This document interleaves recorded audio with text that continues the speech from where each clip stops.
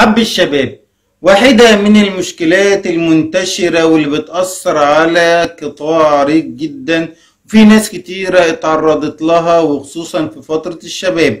لازم تعرف معلومة مهمة جدا ان في اكتر من 50 نوع من حب الشباب، ومش مستقر على سن فترة البلوغ، ولكن ممكن يظهر في الأطفال الرضع، ويمكن واحدة عندها 40-50 سنة يظهر عندها حب الشباب. فإذا التسمية دي مش صحيحة. اللي بيظهر ببساطة إن في فترة الشباب بيبتدي يزيد نشاط هرمونات الذكورة مع إفراز الغدد الدهنية، فتبتدي نوع من البكتيريا تتكون وتبتدي تتغذى على الغدد الدهنية دي، وما ينتج عنه هو البثور البيضاء اللي بعد كده لما بيبقى فيها كلام تبتدي حضرتك تشيلها فتعمل لنا البثور السوداء.